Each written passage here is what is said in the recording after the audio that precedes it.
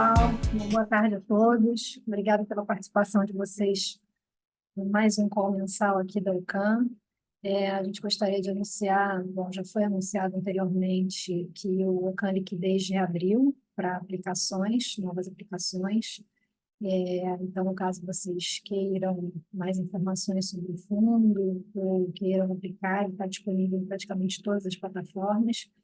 Ele não deve ficar aberto por muito tempo, então, caso vocês queiram aproveitar essa janela, seria ótimo. Bom, em relação ao nosso call mensal, a gente, como de praxe, vai começar com o Paulo Val, para falar um pouco da economia, tanto local quanto global. Depois disso, o Pedro Breia vai falar um pouco do mercado de juros e de posicionamento, seguido pelo Fernando Chibante, que falará sobre o mercado de moedas. Depois do Fernando, o Petrônio falará um pouco sobre o mercado de crédito dos fundos, e o Duda Rocha vai falar sobre o mercado de ações e das posições que a gente tem. A gente está com o Q&A aberto, então, caso vocês tenham alguma pergunta, a gente vai tentando responder aí ao longo do call. Paulo, pode começar, por favor. Bom, obrigado a todos. Começando pelo cenário americano, acho que é o grande evento do cenário global, com a volta do Trump à presidência dos Estados Unidos. E o que a gente já vê é uma série de políticas que ele prometeu durante a campanha que vão sendo implementadas, né? A gente teve aí nos últimos dias o anúncio da elevação das tarifas para o México, Canadá e China, né? Isso gerou bastante ruído ali sexta-feira e, enfim, hoje já teve ali uma certa volta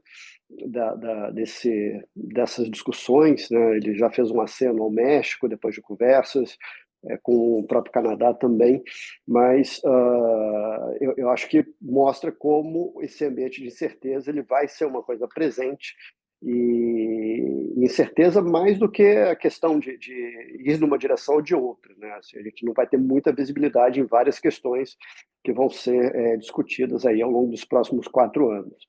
Especificamente nessa questão inflacionária americana, nós temos ali vertentes para vários lados, né? E tem 2 vetores claramente inflacionários, uma delas é a política migratória. Nós vimos aí ao longo do ano passado o próprio Fed comentando a importância da imigração para a manutenção de uma inflação mais baixa. Essa política imigratória tende a apresentar uma reversão desse impacto, magnitude ainda incerta, mas a direção é essa. Isso tende a afetar a inflação dos serviços, essa parte da política tarifária na questão externa tende a afetar a inflação de bens. Então, você tem ali os 2 grandes grupos da inflação sendo afetados por isso. Pode ser que essa pauta de produtividade compense um pouco isso, essa pauta de corte de impostos pode compensar também uma parte, mas ainda incerto, né? E eu acho que a consequência disso é que, num ambiente de certeza, alguns agentes jogam para o lado, tem que ser mais conservadores do que o normal. E especificamente para o mundo, um desses agentes importantíssimo é o Fed, é o Banco Central Americano, que, enfim, sinalizou ali uma parada na última reunião dele, né? Enfim, vai querer exatamente ver esse desenrolar do processo. Durante a conferência de imprensa, o presidente do Fed foi até talvez um pouco mais leve do que o documento escrito, né? Ele coloca as 2 opções na mesa como sendo segurar o Fed Funds no patamar atual, que, segundo ele, já é bastante restritivo e forçar uma convergência da inflação, ou se as coisas evoluírem de uma forma mais positiva, ele poder reiniciar o processo em algum momento. Mas assim, nada impede dessa discussão, dependendo da magnitude dessas forças antagônicas aí, enfim, tenha que ir para outras direções também. Então, eu acho que essa é a grande novidade, na verdade, do ambiente externo, o Trump realmente sinalizando a aproximação ali da implementação dessas políticas que foram anunciadas durante a campanha. Aqui do nosso ambiente doméstico, segue também um cenário de deterioração de inflação. A gente vê isso assim, na inflação corrente, na composição da inflação corrente, que cada vez mais fica com uma cara de inflação realmente mais estrutural, uma inflação que vai ser difícil de ter uma convergência, né, muito causada por demanda doméstica e por um mercado de trabalho ainda bastante resiliente. As expectativas de inflação pioraram muito entre os Copons, né, e a própria projeção do BC, apresentada no último comunicado, mostrou ali uma piora, porque houve uma rolagem de horizonte em um trimestre. O BC está trabalhando com uma taxa de juros mais alta nessa projeção em relação à reunião anterior, e ainda assim a expectativa dele para 6 trimestres à frente continua sendo uma inflação de 4%. Então, um ambiente realmente bem mais desafiador e que, enfim, vai demandar um esforço grande ali para uma correção de rota.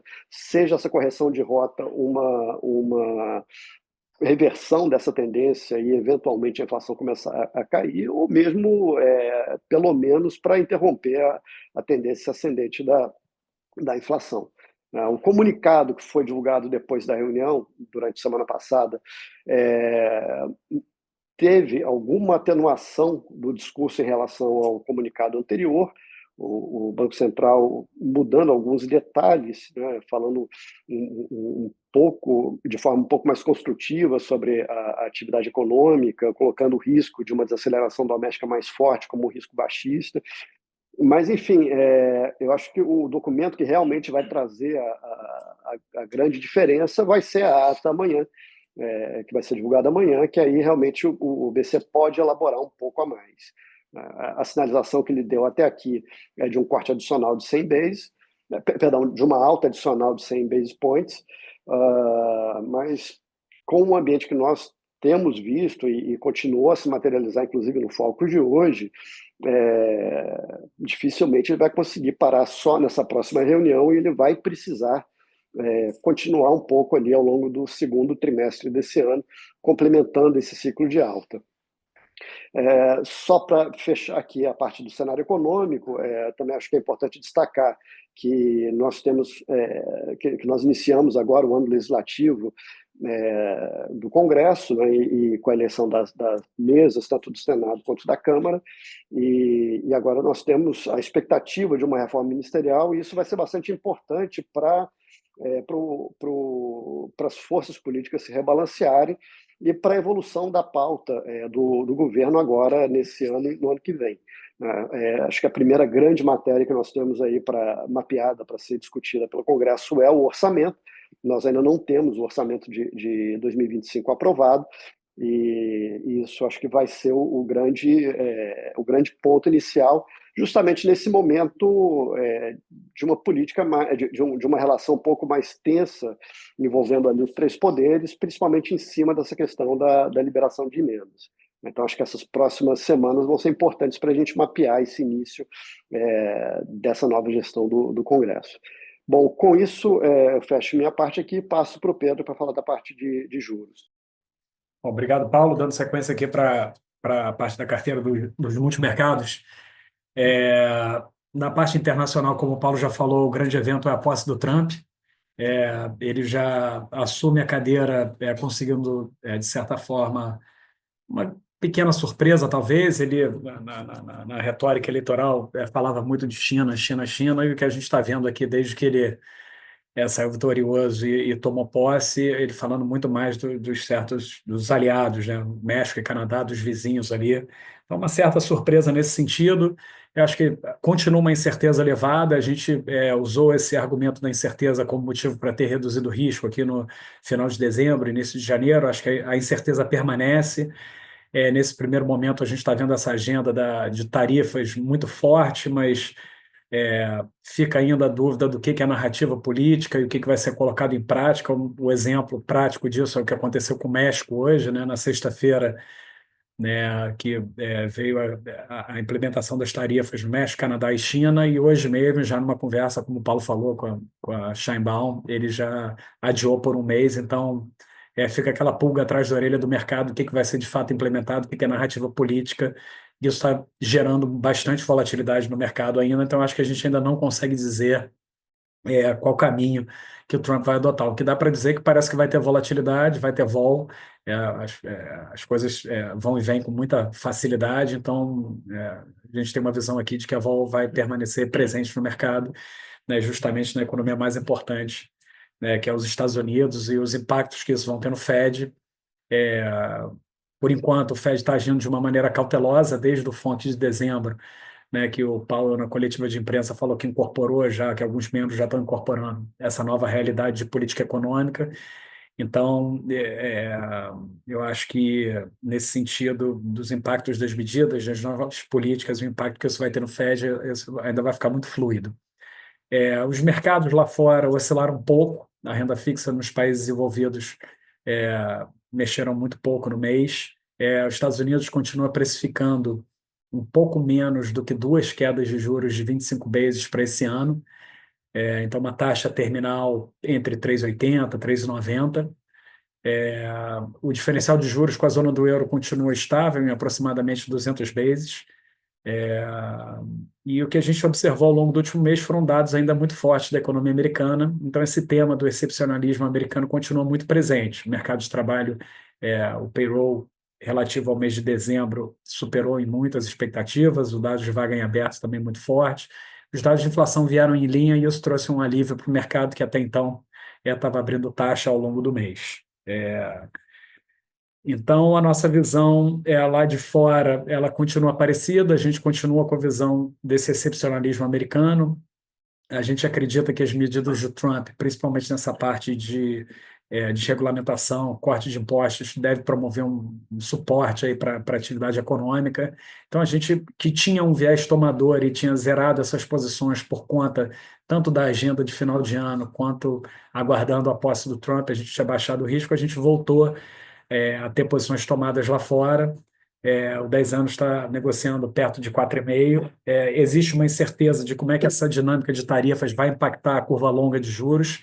Existe uma visão de que isso pode pode derrubar a atividade econômica, lá na frente vai precisar de juros mais baixos, mas a gente tem uma visão de que esse Fed é um pouco mais cauteloso, eventualmente até risco de alta de juros ainda esse ano. Isso pode colocar uma pressão adicional nas taxas de juros, então a gente vê as taxas se equilibrando ainda em patamares mais elevados. Ainda um pouco uma visão dessa nova realidade do mundo pós-pandêmico, onde o fiscal continua frouxo nas principais economias do mundo inteiro, então isso vai continuar dando um suporte para as taxas de juros. Então a gente voltou a ter algum risco tomado em juros lá fora, principalmente na taxa de 10 anos dos Estados Unidos. Tá? Passando para o Brasil, que a gente viu em janeiro foi uma melhora muito grande dos ativos domésticos, né? O pré fechou muita taxa, revertendo em parte aquela grande deterioração de dezembro. O DI tinha aberto quase 200 bases em dezembro, voltou a 90, 100 bases agora em janeiro, então uma descompressão muito grande. O câmbio apreciou bastante, o Chibante vai comentar. Foi bom que o BC conseguiu sair das intervenções, isso acho que traz um alívio para o pré também.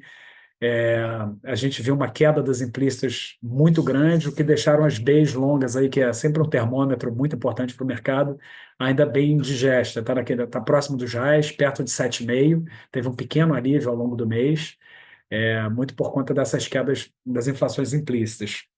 A gente acha que isso foi um alívio técnico do mercado, acho que o Copom Doves certamente ajudou, que era um risco que a gente via, a gente já estava falando aqui que ia ser muito importante observar o primeiro Copom dessa nova composição, então esse Copom que acho que foi mais dovish, o mercado viu dessa maneira, o Paulo já comentou aqui que a comunicação oficial foi mais branda do que a anterior, isso impulsionou aqui os ativos, sem dúvida nenhuma.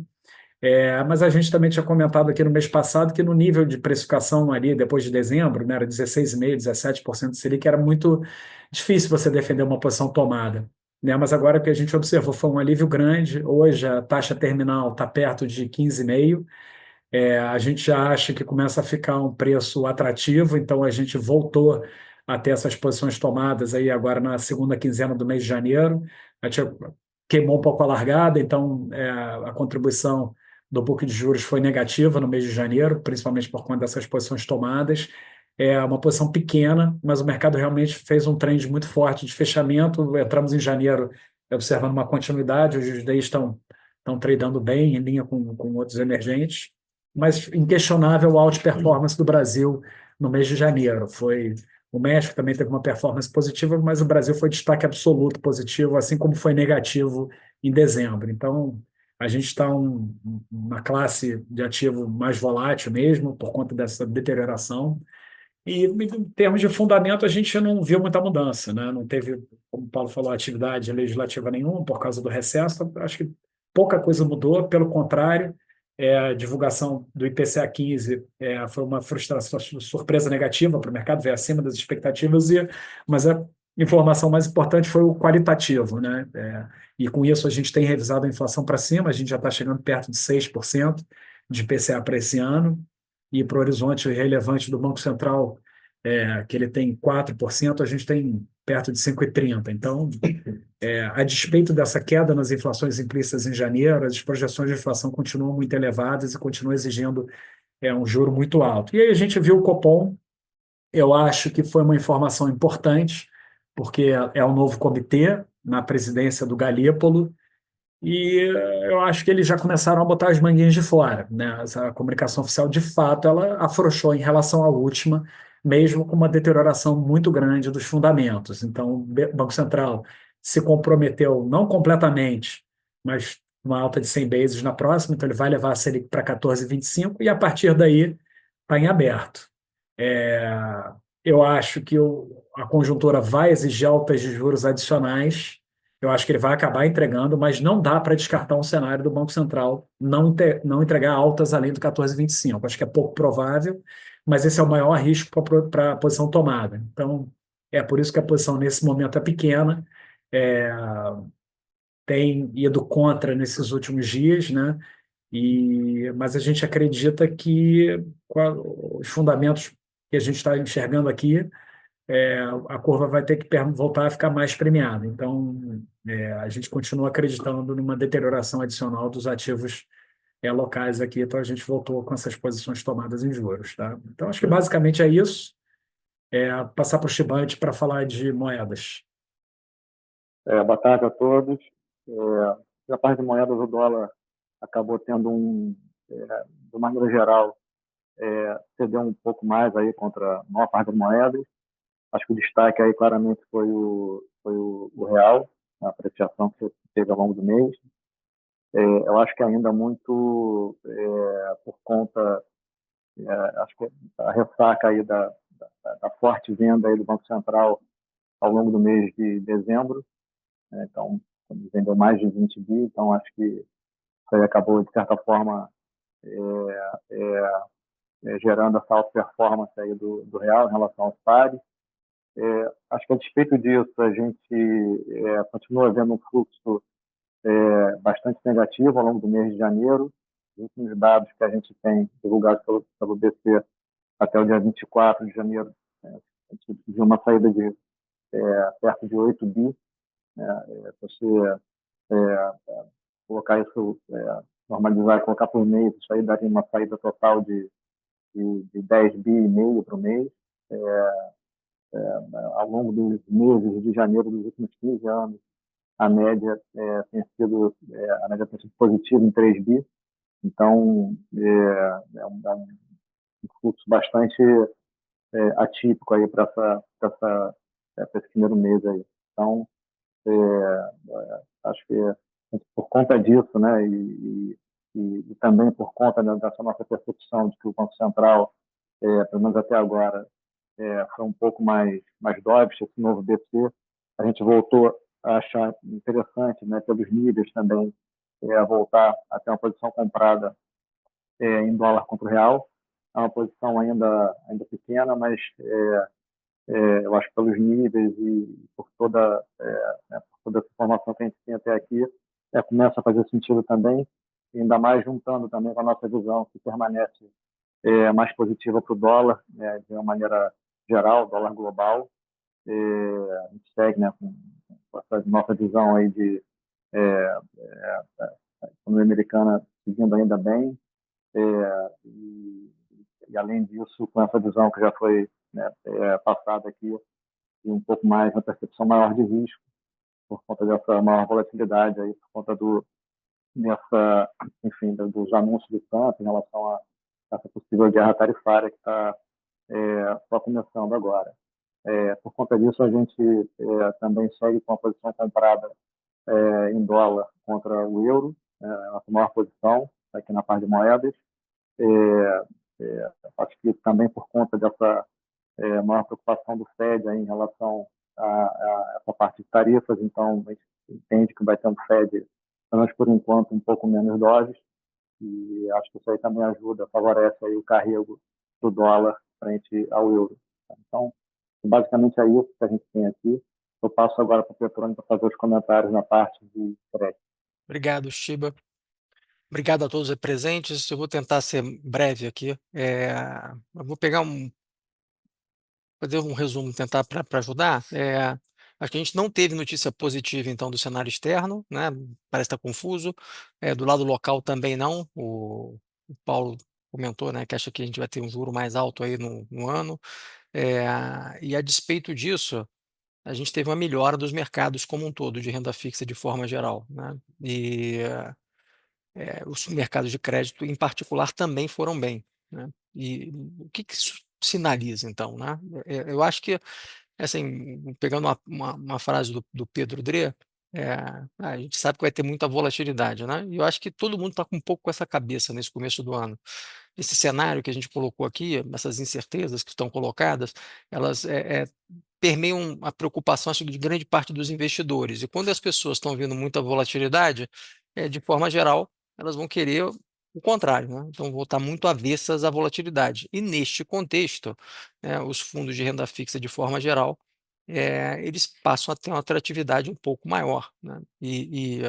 Eu acho que a grande dúvida que a gente estava no mês passado era se a gente, depois de ver uma correção, né, mais forte em dezembro, essa correção tinha sido já suficiente, agora a gente começava a ter um mercado mais gelado, até melhorando na margem, hoje a gente ia ainda ter necessidade de mais um ajuste, né? Eu acho que esse mês de janeiro aumenta a probabilidade da gente já ter visto parte relevante dessa correção, e agora, daqui para frente, a gente tem um cenário um pouco melhor para renda fixa por conta deste contexto técnico, né?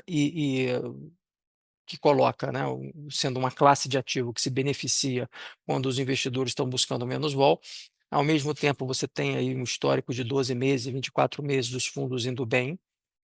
A posição de caixa dos fundos da indústria como um todo tá bem alta, e a indústria de crédito, ela, de forma geral, a grande parte dos ativos dos fundos são fundos conservadores, e as empresas de primeira linha no Brasil, elas tendem a passar bem por esses momentos mais turbulentos, né? Eu colocaria mais um ponto que, assim, é,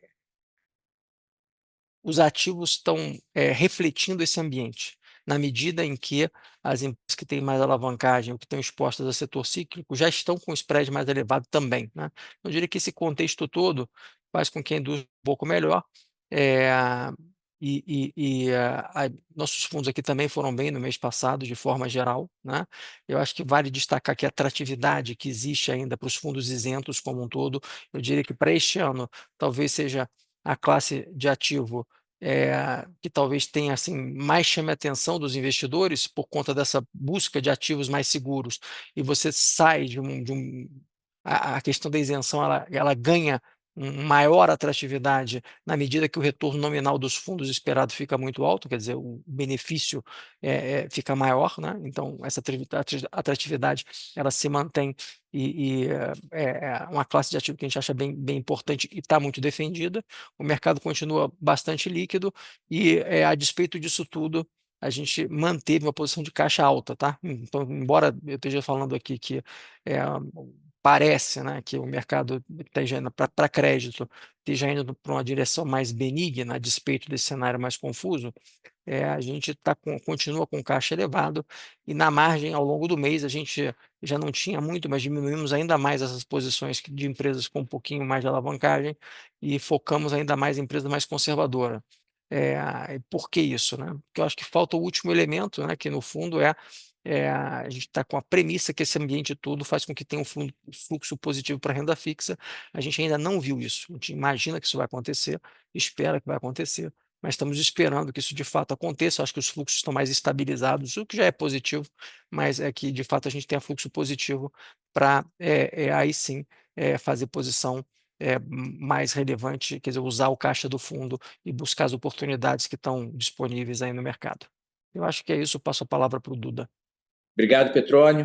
É um prazer falar com vocês, clientes. Falando um pouco aqui de bolsa, né? O mês de janeiro foi marcado por uma melhora significativa dos mercados. Aqui a bolsa aqui subiu quase 5%, subiu 4,9%, mas na bolsa externa também, no offshore, o índice de tecnologia subiu um pouco mais de 2%, subiu 2,2%, e o S&P subiu 2,7%. Também foi marcado de forma positiva. O destaque aqui só que essa recuperação mais expressiva da Bolsa Brasileira veio após 4 meses de queda, né, e uma performance ruim no ano passado, né? A Bolsa aqui, como a gente já comentou, caiu quase 10%. Né? E, claro, o tema macro, o tema fiscal pesando sobremaneira. E a gente continua aqui, acho que é a nossa vantagem comparativa, olhando a Bolsa de um aspecto top-down. Então, continuamos conservadores aqui no Brasil, totalmente protegidos, e fizemos algumas alterações e teve alguns eventos importantes, inclusive a mudança de governo nos Estados Unidos. Tá? Bom, nos Estados Unidos, a mudança do governo com Trump, que tem sido bastante agressivo, bastante vocal nas suas bandeiras, nas suas propostas do governo. A gente acredita que, principalmente, para conseguir condições negociais melhores, mas gera um ruído enorme. A gente, por enquanto, tem trabalhado aonde também mudou o fundamento com um pouco mais de proteção, mas a gente não acredita que os Estados Unidos têm uma dinâmica de economia favorável. Ao final do dia, de uma forma, às vezes, heterodoxa, mas quer se dar um pouco mais de choque de capitalismo, no sentido de ser favorável para as empresas, para o mercado. Então, a gente continua perseguindo o tema, e o tema de tecnologia continua sendo muito, muito fértil. Né? Quando você olha o resultado do mês que a gente conseguiu nos multimercados, a gente conseguiu no mercado externo um resultado expressivo, diria até com todas as alterações. A gente tinha, inclusive, o setor que a gente mais tinha em semicondutores e teve uma realização relevante no setor. Apesar disso, a gente ganhou, por exemplo, no setor de rede social, sobremaneira, que gerou um resultado positivo, e eu avalio que os nomes individuais, o stock picking, conseguiram sobressair um pouco até as posições setoriais. O que a gente acha que, no fundamento, que quem tinha mais estrutura, os fornecedores, principalmente de semicondutores, tinham uma vantagem competitiva maior. A gente acha que essa vantagem diminuiu, a gente saiu de algumas posições, a gente protegeu um pouco mais, mas a gente continua achando que tem ganhos para se fazer no setor de semicondutores. E, de novo, o que a gente está vendo em tecnologia continua sendo um super ciclo, que é algo que não vai terminar esse ano.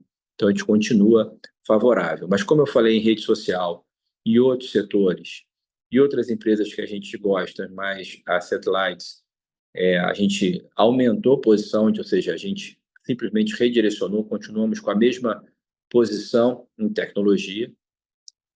Realmente, a competição com a China, teve o evento do DeepSeek, mas não só isso, né? Houve uma série de lançamentos em janeiro, Alibaba também na China, depois do DeepSeek, outras atualizações de empresas relevantes nos Estados Unidos.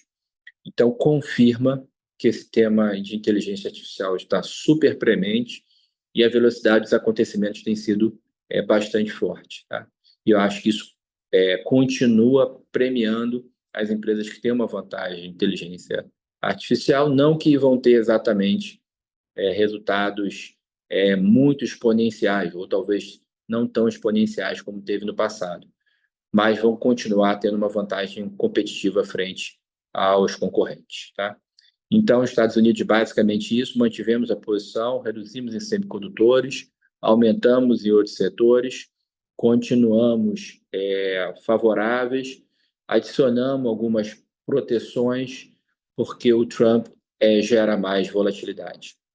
Bom, aqui no Brasil o resultado foi próximo de zero, e nos FIAs a gente conseguiu acompanhar a alta relevante do mercado nos nossos fundos que tem a possibilidade de ter offshore, que também confirma, apesar do offshore ter rendido mesmo, a boa escolha de ativos. Nos institucionais, nos fundos institucionais renderam um pouco menos por questões de proteção, mas, de novo, a gente não está alterando posição. Aqui no Brasil, o resultado foi próximo de zero, né? Como eu falei, a gente tem trabalhado totalmente protegido. O ponto é que, depois de vários meses positivos da nossa estratégia Quant e de inteligência artificial, a mais de uma estratégia, teve uma realização um pouco maior nesse semestre, senão o resultado também seria positivo aqui na parte de Brasil, confirma que também a parte nossa de stock picking continua com resultado positivo, tá? Os destaques aqui na parte de Brasil foi o setor financeiro, que a gente continua apostando relevantemente. A gente, apesar da comunicação do Banco Central, como foi apresentado aqui, ter sido mais dovish, a gente acha, tem um desvio de percepção que os juros ficarão mais altos por mais tempo do que a média do mercado, principalmente dos gestores de ações. A gente acha que no setor financeiro há empresas excepcionais, há bancos excepcionais, há seguradoras excepcionais, com excesso de capital, com retornos acima de 20%, então a gente continua perseguindo esse tema, tá? Também tivemos um ganho relativo no setor de utilities muito favorável, ou seja, o stock picking foi bom e as vendas no mesmo setor foram favoráveis. A gente continua achando que para perseguir o setor de utilities, só que o juro real continua próximo das máximas, mesmo os juros reais longos próximo de 7,5%. A gente prefere fazer isso de forma relativa porque é o principal concorrente. Mas depois de alguns meses também de performance ruim, o setor de utilities, o setor teve uma boa performance. A gente também teve ganhos positivos no setor de proteínas. A gente continua focando em empresas mais capitalizadas, mais internacionalizadas e com a nossa percepção de melhor gestão. Acreditamos também que empresas que estão mais alavancadas no setor de proteínas ou no setor de consumo em geral, que a gente continua mais vendido, vão continuar sofrendo, tendo dificuldades de performar, dado o custo capital altíssimo para equities, né? Então, acho que vai acima de 15%. Então, a gente acha que vai ficar contido qualquer movimento mais consistente no setor de consumo. Também ganhamos, a gente tem posições que a gente gosta no setor de óleo e papel e celulose, mas a gente teve vendido em mineração e siderurgia, isso também gerou ganhos adicionais ao portfólio, tá? Bom, prospectivamente em relação ao Brasil, a gente acha que o cenário em geral não mudou, ou pelo menos a relação de risco-retorno continua relativamente baixa, dado os riscos altos e o carrego alto. A gente vai continuar focando aqui em ter ganhos relativos no mercado, e no mercado em geral, na nossa visão, que tem mostrado oportunidades para ter uma gestão ativa. Então, a gente fez alguns ajustes no portfólio, como eu falei, principalmente na parte offshore, e também com possibilidade de expansão da carteira, tanto aqui dentro quanto lá fora, de novo, tendo um pouco mais de proteção, mas essa volatilidade lá fora e esse custo de oportunidade aqui no Brasil, a gente continua achando que vai gerar oportunidades favoráveis aqui na Bolsa. Bom, eu acho que simplificando seria isso. Eu passo a palavra para Isabel, se tem alguma pergunta ou comentários finais. Não, Duda, a gente não tem mais perguntas, a gente respondeu tudo que foi feito, então a gente pode encerrar por aqui. Bom, queria agradecer também, sucesso a todos, sorte, e muito obrigado pela confiança na Alcam.